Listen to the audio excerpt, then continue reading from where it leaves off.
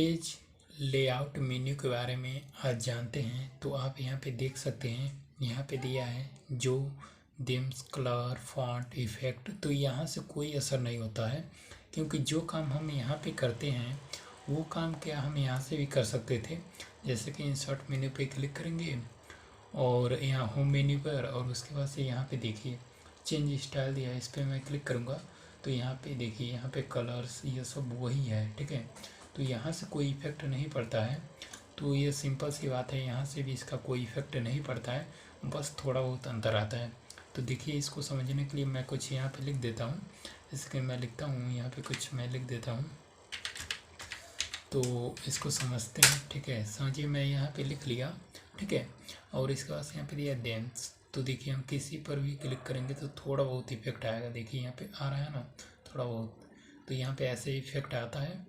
और इसके बाद से यहाँ कलर्स में करूँ तो देखिए यहाँ पे उतना नहीं इफेक्ट आ रहा है, इस कुछ भी नहीं आ रहा है। तो यहाँ पे देखिए फॉन्ट, तो यहाँ पे देखिए यहाँ पे थोड़ा बहुत इफेक्ट आएगा, या जिस स्टाइल में उस स्टाइल में यह फॉन्ट होगा। और इसके बाद से यहाँ पे इफेक्ट दिया है, तो इफेक्ट में कुछ भी नहीं अंतर होगा। देखिए यहाँ पे मैं क्लिक करता हूँ तो देखिए कोई असर नहीं हो रहा है। ठीक है, तो बहुत ही मतलब कम इफेक्ट आता है इससे, जो फॉन्ट है उसका स्टाइल चेंज होता है। उसके बाद से पेज सेटअप, तो पेज सेटअप समझ लेते हैं। पहला दिया है मार्जिन्स। तो मार्जिन्स क्या होता है, जैसे कि मैं यहाँ पे मैं लिखा हूँ तो ये इतना जगह इधर क्या हुआ है कि यह छूटा हुआ है, यहाँ से लेकर यहाँ तक। ऊपर भी इतना जगह छूटा हुआ है, तो इधर भी इतना जगह छूटा हुआ है पेज का। तो चारों तरफ की जो साइड छूटती है, तो उसके बाद से क्या होता है कि जो यह साइड छोटी है तो यही मार्जिन होता है। तो जैसे कि देखिए मैं कुछ और लिखता हूँ, तो यहाँ पे मैं लिख लेता हूँ। ठीक है, यहाँ पे हम लिख लेते हैं और उसके बाद से समझते हैं। तो देखिए हमने लिख लिया, तो देखिए यहाँ पे पेज के तरफ चारों तरफ यह जगह छोटी है, यही मार्जिन होता है। इसको कैसे सेट करते हैं, मार्जिन पे क्लिक करेंगे और उसके बाद से 0.5 इंच रखना चाहते हैं तो रख सकते हैं, 1 इंच रखना चाहते हैं तो रख सकते हैं। तो देखिए यहाँ पे सब ऑप्शन दे रखा है, तो मैं करता हूँ 0.5 इंच, टॉप में, लेफ्ट में, बॉटम में, राइट में। तो ये सब 0.5 इंच क्या होगा कि 0.5 इंच छोड़ के और उसके बाद से वो लिखेगा।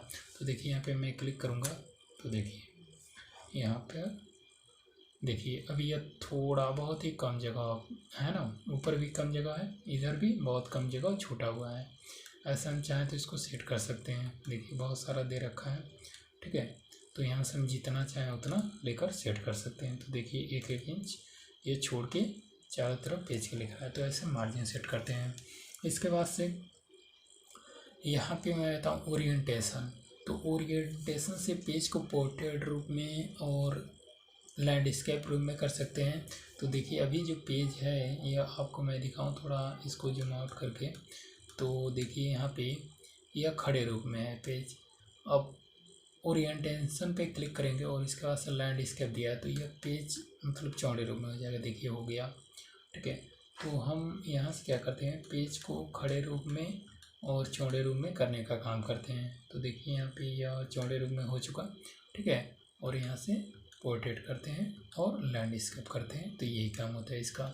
तो पोर्ट्रेट रहने देते हैं। और इसके बाद से यहाँ पे दे रखा है कि देखिए यहाँ पे दे रखा है साइज।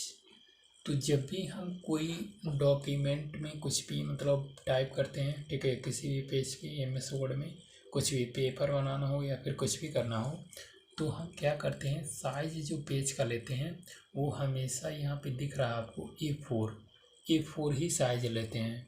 इसके अलावा कोई और साइज नहीं लेते हैं। वो क्यों नहीं लेते हैं, क्योंकि मार्केट में जो सफ़ेद वाला पेज आता है, यहाँ पे मैं A4 पे क्लिक करता हूँ तो देखिए वो A4 साइज में हो गया। क्योंकि जो हमारे पास यह सफ़ेद वाला पेज आता है जिसमें हम कोई प्रिंट आउट निकालते हैं, तो वो A4 साइज का ही आता है। इसलिए आप जब भी कुछ भी बनाइए तो उसको A4 पहले पेज की साइज़ की सेटिंग कर लीजिए। पेज की साइज़ में आइए, यहाँ पे पेज लेआउट पे क्लिक करके और उसके बाद से साइज में आइए और यहाँ से A4 सेलेक्ट कर लीजिए। तो जो भी कुछ निकालेंगे बहुत अच्छे से निकलेगा और कुछ कटेगा पिटेगा नहीं, यहाँ पे बिल्कुल अच्छे से प्रिंट होकर निकलेगा। अब यहाँ पे कॉलम समझ लेते हैं।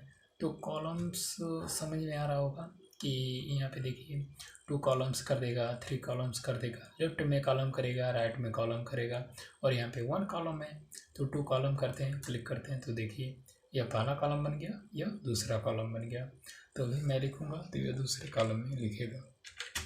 तो देखिए मैं लिख देता हूँ यहाँ पे, देखिए अब यह दूसरे कॉलम में लिख रहा है, क्योंकि अब यह क्या है कि अब यह इधर नहीं आ सकता है ना।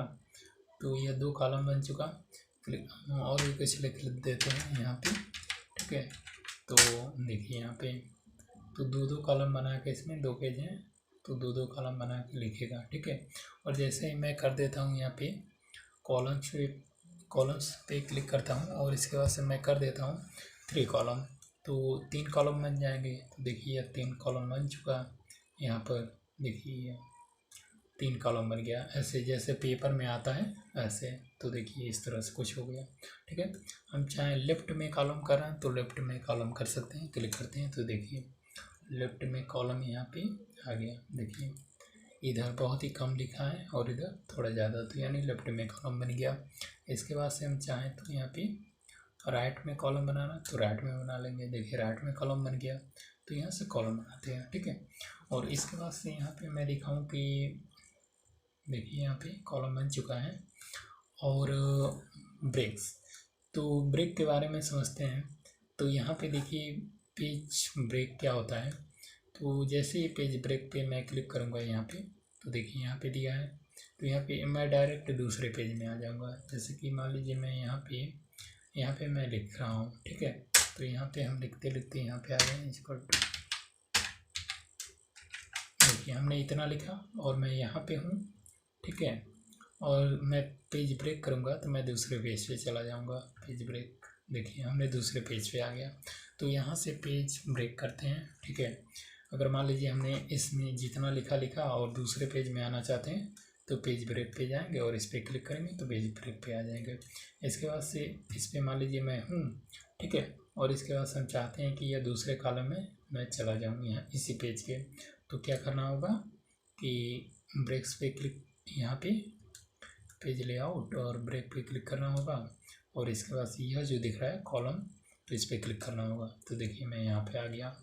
तो ऐसे पेज ब्रेक का यूज करते हैं। उसके बाद से यहाँ पे बहुत सारा ऑप्शन दे रखा है और उसी का है नेक्स्ट पेज का, continue, even page, odd page का, ठीक है। तो इसके बाद से